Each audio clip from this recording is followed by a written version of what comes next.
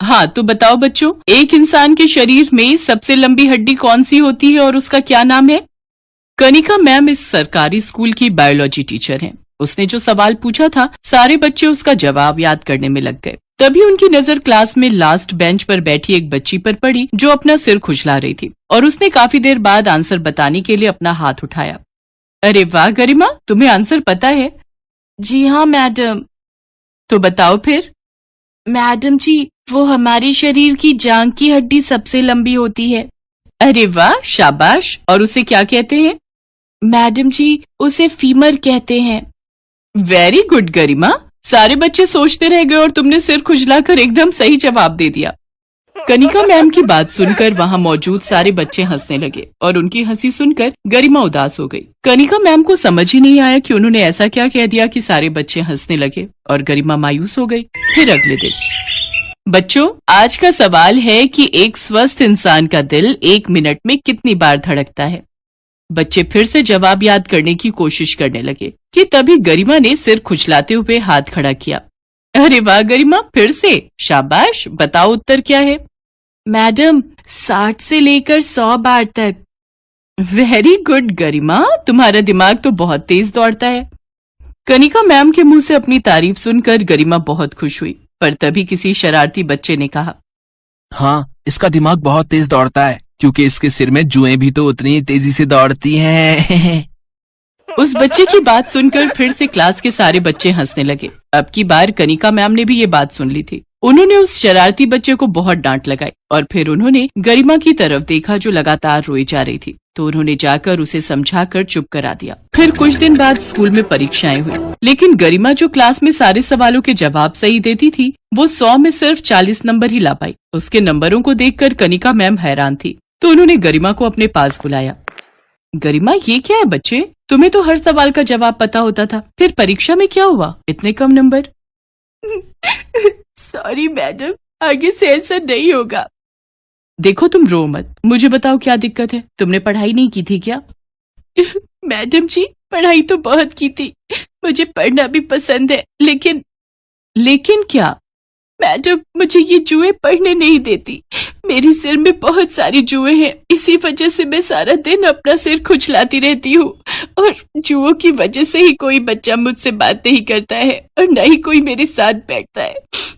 सारा दिन वो लोग मेरा मजाक उड़ाते रहते हैं। गरिमा की बात सुनकर कनिका मैम ने पहली बार उसके सिर को ध्यान से देखा, तो उन्होंने भी महसूस किया कि वाकई गरिमा के सिर में बहुत सारी जुएं थी और साफ साफ दिखाई दे रही थी। तुम परेशान मत हो बेटा, सब ठीक हो जाएगा। तुम अपनी पढ़ाई पर ध्यान लगाओ, और हाँ, कल अपने मम्मी पापा को अपने साथ यहाँ स्कूल लेकर आना। ठीक है मैडम जी। अगले दिन गरिमा अपने माता पिता को स्कूल लेकर आई। नमस्ते मैडम जी। नमस्ते जी, मैंने आप दोनों को गरिमा के बारे में कुछ बात करने के लिए बुलाया है। देखिए, आपकी बेटी पढ़ने में बहुत होशियार है, लेकिन फिर भी उसकी सारी मेहनत बेकार हो जाती है। वो बस जैसे तैसे पास ही हो रही है। जी हाँ मैडम जी, गरिमा ने बताया हमें, वो बेचारी अपने सिर के जुओं से बहुत परेशान है। गरिमा ने हमें बताया था कि वो सारा वक्त अपने सिर में खुजली करती रह गई और उतने में पेपर का समय पूरा हो गया, जबकि उसे सब आता था, पर फिर भी वो सब कुछ नहीं लिख पाई। हाँ, तो यही तो मैं आप दोनों से कहना चाहती हूँ कि गरिमा को अपने सिर की सफाई रखनी चाहिए और आप दोनों को इस बात पर ध्यान देना चाहिए। नहीं मैडम जी, बात वो नहीं है। वो अपना सिर साफ रखती है, रोज नहाती भी है, पर जुएं उसके सिर से जाते ही नहीं। उसकी इस बीमारी से तो हम बहुत परेशान हैं। देखिए, एक बात समझ लीजिए कि ये कोई बहुत बड़ी बीमारी नहीं है। कई बार गंदगी की वजह से सिर में जुएं पड़ जाती हैं और कई बार कुछ और कारणों की वजह से भी ऐसा हो सकता है। मैडम, हमने इसका इलाज कराने की भी कोशिश की। वो एक डॉक्टर थे, डरला मोटोजी। हाँ, मैं समझ गई, डर्मेटोलॉजिस्ट। फिर क्या हुआ? उनकी फीस और इलाज बहुत महंगा था, तो हम उनके पास जा नहीं पाए। मैं एक छोटा सा किसान हूँ, मेरे पास ज्यादा पैसे नहीं हैं। अच्छा, एक काम कीजिए, मैं ये पता लिख कर दे रही हूँ, आप उन डॉक्टरों से मिल लीजिए। ये भी डरला मोटोजी हैं? हाँ, ये भी वही हैं और बहुत अच्छे डॉक्टर हैं। पर मैडम जी, इनकी फीस। आप फिक्र मत कीजिए, वो मेरे पति हैं, आपसे इलाज के पैसे नहीं लेंगे। कनिका मैम की बात सुनकर गरिमा के माता पिता को बड़ी राहत मिली। अगले ही दिन वो गरिमा को डॉक्टर आकाश के पास ले गए। डॉक्टर साहब नमस्ते। नमस्ते। डॉक्टर साहब, वो हमें मैडम जी ने भेजा है। अच्छा अच्छा, तो आप गरिमा के माता पिता हैं और तुम गरिमा होगी, है ना? जी सर। आओ भाई गरिमा, यहाँ मेरे पास आकर बैठो। देखें तुम्हारे सिर की क्या हालत है। डॉक्टर आकाश ने गरिमा का सिर पकड़कर उसे अच्छे से देखा और फिर, देखिए, ये गंदगी की वजह से नहीं है, बस थोड़ा सा इन्फेक्शन है। ये जुएं आम शैम्पू या घरेलू नुस्खों से नहीं जाएंगे। तो फिर डॉक्टर साहब, क्या इसका कोई इलाज नहीं है? अरे अरे, घबराइए नहीं, ऐसा कुछ नहीं है। मैं कुछ दवाई और लोशन लिख कर दे रहा हूं, बाहर स्टोर से ले लीजिए। और हाँ, उन्हें कह देना कि मैंने भेजा है, तो वो आपसे पैसे कम लेंगे। डॉक्टर आकाश और कनिका मैम बहुत अच्छे इंसान थे। उन्होंने गरिमा और उसके घर वालों की बहुत मदद की थी। अब गरिमा वक्त पर आकाश की लिखी दवाइयाँ खाती और सर में लोशन लगाती। कुछ दिन बाद उसके सिर से जुएं जड़ से गायब हो गए और फिर कई दिनों के बाद, नमस्ते मैडम जी। नमस्ते गरिमा, कैसी हो? अरे वाह, तुम्हारे बाल तो बहुत ही प्यारे लग रहे हैं। हाँ जी मैडम जी, और देखिए ना, अब मेरे सिर में एक भी जू नहीं है। डॉक्टर साहब ने और उनकी दवाइयों ने तो कमाल ही कर दिया। हस्बैंड किसके हैं? कनिका मैम की बात सुनकर गरिमा जोर जोर से हंसने लगी। कुछ दिन बाद स्कूल में फिर से परीक्षाएं आईं। इस बार गरिमा ने पहले से भी ज्यादा मेहनत की और पूरा पेपर अच्छे से दिया। जब परीक्षा का रिजल्ट आया तो सभी हैरान रह गए, क्योंकि गरिमा पहली बार अपनी क्लास में फर्स्ट आई थी। और इस बार क्लास में फर्स्ट आई है गरिमा, पूरे 98% मार्क्स के साथ। स्कूल के सभी बच्चों के साथ साथ उनके माता पिता और स्कूल का बाकी स्टाफ भी वहां मौजूद था। और ये देखकर गरिमा के माता पिता की आंखों में आंसू आ गए और खुद गरिमा भी खुशी से रोने लगी। शायद उसके माता पिता के साथ साथ उसने भी खुद से सारी उम्मीदें तोड़ ली थी, जो अब पूरी होती दिख रही थी। ये सब आपकी और डॉक्टर साहब की वजह से ही हो पाया मैडम जी, आपका बहुत बहुत शुक्रिया। अरे नहीं बहन जी, आपकी बच्ची तो शुरू से ही होशियार थी, बस उसे थोड़ी सी मदद की जरूरत थी। आप बिल्कुल चिंता मत कीजिए, मुझे पूरा विश्वास है गरिमा अपने जीवन में बहुत कुछ हासिल करेगी। हाँ मैडम जी, मैंने तो सोच भी लिया, अपनी गरिमा को मैं एक डरला मोटोजी बनाऊंगी। मम्मी, डरला मोटोजी नहीं, डर्मेटोलॉजिस्ट। गरिमा की बात सुनकर वहां खड़े सारे लोग जोर जोर से हंसने लगे। कनिका मैम भी बहुत खुश थी, क्योंकि उनकी थोड़ी सी कोशिश से एक बच्ची की जिंदगी संवर गई थी और उसके सपनों को पंख मिल चुके थे।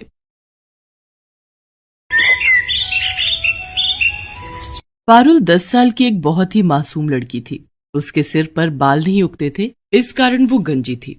आस पड़ोस, रिश्तेदार और स्कूल में सब पारुल को गंजी या फिर टकली कहकर बुलाते थे। कभी कभी इस बात से पारुल बहुत दुखी हो जाती थी। ये देख पूजा, मेरी मम्मी मेरे लिए कल मार्केट से न्यू हेयर पिन लेकर आई है। अरे शीतल, ये हेयर पिन तो बहुत सुंदर है, मुझे ऐसी पिन्स मंगवा देगी? हाँ हाँ, क्यों नहीं। अरे संभाल कर, देखा जमीन पर गिरा दी। ओ गंजी, इधर आ। हाँ आती हूँ। ये हेयर पिन्स उठा कर दे। Thank you. अच्छा, तुझे चाहिए तो तेरे लिए भी एक सेट मंगवा दूंगी। नहीं, मुझे नहीं चाहिए। तू भी पागल है शीतल, ये गंजी अपने सिर पर हेयर पिन्स कैसे लगाएगी? ये तो गंजी है, गंजी। अरे मैं तो भूल ही गई थी, ये तो गंजी खोपड़ी है। तभी वहाँ क्लास टीचर आ जाती है और सब बच्चे खड़े हो जाते हैं। गुड मॉर्निंग बच्चों, आज आप सबके लिए एक बहुत अच्छी न्यूज है। हमारे स्कूल में एक बहुत बड़े लेवल का फैशन शो होने जा रहा है, इसलिए आप सब भी उसकी तैयारी शुरू कर लें। वाह, फैशन शो, फिर तो मैं ही सबसे सुंदर दिखूंगी। यार शीतल, तू तो बहुत घमंडी है, हम भी तो सुंदर लग सकते हैं, तू अपने बारे में क्यों सोचती है? ये बात तेरी अच्छी नहीं है। अरे नहीं नहीं, मेरा वो मतलब नहीं था, तुम सब भी सुंदर बन जाना। पर मैं एक रिच फैमिली से बिलोंग करती हूँ, तो मेरे मॉम डैड तो मेरे लिए महंगी ड्रेस खरीद ही देंगे। तेरे मम्मी पापा तो जॉब करते हैं ना, तो तेरे लिए इतनी महंगी ड्रेस नहीं खरीद पाएंगे। और मेरे तो बाल भी कितने लंबे और सुंदर हैं, मैं तो अपने बालों में पार्लर से कोई भी अच्छा सा स्टाइल बनवा सकती हूँ। तुम लोगों के बाल भी बहुत छोटे छोटे हैं, बिल्कुल उस गंजी पारुल की तरह। शीतल की बातों को सुनकर पूजा गुस्से में आ जाती है, पर वो उस वक्त उसे कुछ नहीं कहती। पारुल रोती हुई घर जाती है। पता नहीं कैसे स्कूल में मेरी बच्ची का एडमिशन करवा दिया, सारे बच्चे इसका मजाक उड़ाते हैं, कब तक सहन करेगी? बड़ी मुश्किल से तो ये स्कूल मिला है, हमारे बजट में भी है, और फिर बच्चे हैं, बच्चों की तो आदत ही होती है एक दूसरे का मजाक उड़ाने की। पारुल बिटिया, हमें कभी भी किसी की बात का बुरा नहीं मानना चाहिए। अगर हम ऐसे ही हर किसी की बात का बुरा मानने लगे तो जीवन काटना बहुत मुश्किल हो जाएगा बच्चे। अगले दिन पारुल स्कूल के लिए निकली, पर आज वो जिस रास्ते से जाती थी उस रास्ते से ना जाकर दूसरे रास्ते से स्कूल की तरफ चली जाती है। पर वो मन ही मन सोच में थी, पता नहीं स्कूल जाने का बिल्कुल भी मन नहीं हो रहा। मेरे साथ ऐसा क्यों हुआ? मेरे सिर पर बाल क्यों नहीं है? अगर मेरे सिर पर भी बाल होते तो मैं कितनी सुंदर लग, फिर मेरा भी कोई मजाक नहीं उड़ाता। तभी पारुल को किसी के बुलाने की आवाज आती है। कोई बचाओ, मैं इस गड्ढे में गिर गई हूँ, मेरी मदद करो। अरे आप कौन हो? रुको मैं आपको बाहर निकालती हूँ। इन्हें बचाने के लिए तो मुझे रस्सी की जरूरत पड़ेगी। अब क्या करूँ? वो एक रस्सी पड़ी हुई दिखाई दे रही है। किसी तरह पारुल उस रस्सी की सहायता से एक औरत को गड्ढे से बाहर निकालती है। तुम्हारा बहुत बहुत शुक्रिया बहादुर लड़की, तुमने मुझे गड्ढे से निकालकर मेरी जान बचाई। कोई बात नहीं, आप मुसीबत में थी और मेरी मम्मी कहती है कि मुसीबत में हमें सबकी सहायता करनी चाहिए। पर आप इस गड्ढे में कैसे गिरी? मेरा नाम सोफिया है, मैं एक जादूगरनी हूँ। मैं कल रात जब अपने घर वापस जा रही थी तो रात के अंधेरे में मुझे ये गड्ढा दिखाई नहीं दिया और मैं इस गड्ढे में गिर गई। अगर आप जादूगरनी हो तो आप इस गड्ढे से बाहर क्यों नहीं आ सके? क्योंकि मेरा जादू सिर्फ दूसरों पर काम करता है, मैं अपने ऊपर अपने जादू का उपयोग नहीं कर सकती। तुमने मेरी सहायता की है, बताओ मैं तुम्हारी क्या मदद कर सकती हूँ? तुम्हें अगर मुझसे कुछ चाहिए तो मैं जादू से तुम्हें वो दे सकती हूँ। क्या आप जादू से कुछ भी दे सकती हो? हाँ बिल्कुल, तुम मुझसे जो भी मांगोगी और मेरे बस में होगा तो मैं अवश्य दूंगी। क्या आप मेरे सिर पर बाल उगा सकते हो? सब मुझे गंजी कहकर बहुत चिढ़ाते हैं। मेरे स्कूल में फैशन शो होने वाला है। बस इतनी सी बात, अभी लो। जादूगरनी छड़ी घुमाए, सिर पर लंबे बाल आ जाए। और देखते ही देखते पारुल के सिर पर लंबे और सुंदर बाल आ जाते हैं। अब वो गंजी नहीं थी। पारुल, तुम्हारे सिर पर असली बाल है, ये बात किसी को मत बताना। जब समय आएगा तो सबको खुद पता चल जाएगा। अभी तुम सबसे यही कहना कि तुमने बालों के लिए एक विग खरीदा है। अब तुम स्कूल जाओ और कभी भी मेरी जरूरत हो तो 3 बार मुझे आवाज लगाना, मैं तुम्हारे सामने आ जाऊंगी। थैंक यू जादूगरनी आंटी, आप बहुत अच्छी हो। पारुल के सिर पर बाल आ जाते हैं और वो बहुत खुश होती है। उसके बाद वो स्कूल जाती है और सबको यही कहती है कि उसने बालों में विग लगवाई है। इस पर सब बच्चे हंसने लगते हैं। विग लगाने से क्या होता है तो तू अभी भी गंजी ही ना। पारुल शीतल की बात का बुरा नहीं मानती। पारुल घर जाकर अपने मम्मी पापा को सारी सच्चाई बता देती है। कुछ दिन बाद फैशन शो था और वो बहुत सुंदर तैयार होकर फैशन शो के लिए स्कूल जाती है। शीतल ने भी महंगी ड्रेस और महंगा हेयर स्टाइल करवाया था। पूजा के मन में शीतल के लिए नफरत थी। पूजा उससे अपने अपमान का बदला लेना चाहती थी। शीतल बहुत घमंड करती है ना अपने बालों पर। आज मैं उसके बालों में ये गोंद चिपकाकर उसके सारे बाल खराब कर दूंगी ताकि वो फैशन शो में भाग ही न ले पाए। शीतल, तेरे बाल तो बहुत सुंदर लग रहे हैं, पर बालों में जो ऊपर पिन लगी हुई है ना, मैं उसको ठीक कर दूं? लग रहा है वो नीचे गिरने वाली है। कहाँ गिर रही है? जरा ठीक से लगा दे। पूजा जानबूझकर अपने हाथों में पकड़ी हुई गोंद की डिब्बी शीतल के बालों में गिरा देती है। ओह सॉरी शीतल, मेरे हाथ में तो गोंद की शीशी थी, तुम्हारे सारे बालों में गिर गई है। मुझसे गलती हो गई, मैंने ये जानबूझकर नहीं किया। पूजा, थोड़ी देर में फैशन शो स्टार्ट होने वाला है, तुमने मेरे सारे बाल खराब कर दिए। मेरे सारे बाल चिपक गए हैं, देखो मैं कितनी गंदी लग रही हूँ। अब मैं क्या करूंगी? शीतल रोने लगती है। सब बच्चे फैशन शो के लिए नीचे हॉल में पहुंच जाते हैं। शीतल क्लास में बिल्कुल अकेली बैठी थी। तभी पारुल वहां आ जाती है। उसे सारी बात पता चलती है। तुम चिंता मत करो, मैं अभी जादूगरनी आंटी को बुलाती हूँ, वो तुम्हारे बाल बिल्कुल ठीक कर देंगी। पारुल जादूगरनी को आवाज लगाती है और वो वहां आ जाती है। पारुल, शीतल ने तो हमेशा तुम्हारा मजाक उड़ाया है, फिर भी तुम इसकी मदद करना चाहती हो, पर इसके लिए एक शर्त है। अगर मैं शीतल के बाल ठीक करूंगी तो बदले में तुम्हें फिर से गंजा होना पड़ेगा।